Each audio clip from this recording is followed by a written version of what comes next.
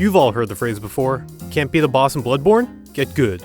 Not fast enough to outsnipe someone in Battlefield? Get good. Shoelaces untied? Get good.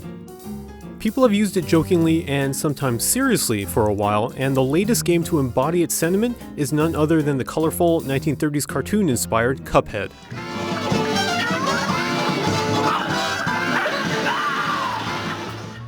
People are calling it the Dark Souls of platformers, which is actually quite fitting.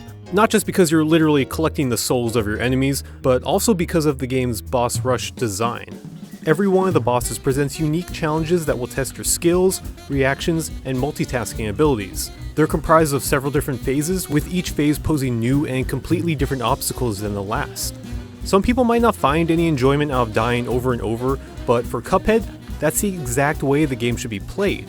If each boss had mechanics simple enough to beat it blind in one go, the challenge obviously wouldn't be there, but more importantly, the game would lack the very real sense of accomplishment and satisfaction that defeating one of its many bosses gives you.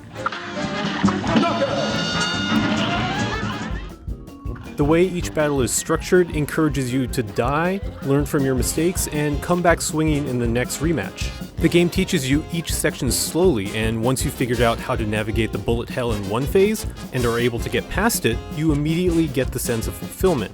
It's very much like a really good sneeze.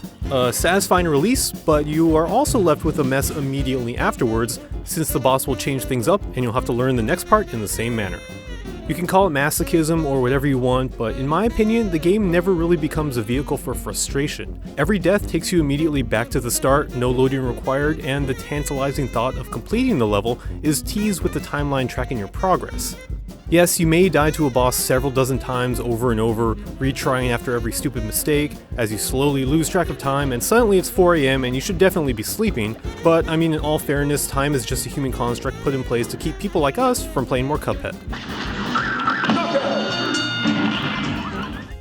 Maybe the best way to describe the game would be difficult but fair, as hazards rarely, if ever, feel unavoidable. There can be a lot of moving parts within each encounter, and even if there are a bunch of things going on at once, they each tend to be straightforward and consistent. For example, this one blimp will always spit out a single projectile at you, while this other blimp will always spit out several in the same pattern, and the boss will always laugh in the same direction. So these things alone are easily avoidable, but when you combine them all, you have a recipe for the scathing difficulty that becomes the lifeblood of the entire game. But unlike some other games that are difficult just for difficulty's sake, Cuphead approaches the dreaded trial and error concept with grace and finesse, and never once punishes you for doing the right thing. You may die to a stray ghost eyeball or a razor-sharp feather, but unlike you and your skill, those things never change between fights. Figuring out the boss's mechanics on your own, applying them, and taking them down because you had the spatial awareness to avoid all the crap thrown at you is what the game's all about. The learning process may be daunting for some, but when you succeed, it's a supremely gratifying and immensely rewarding experience that makes all the deaths that came before it worth the time.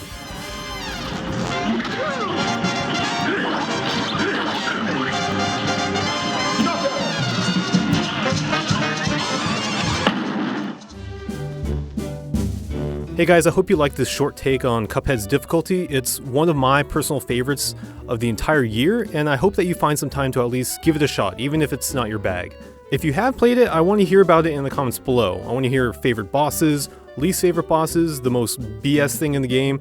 Let me know what you think, and don't forget to check out the review of the game over on GameSpot.com, and I'll see you guys next time.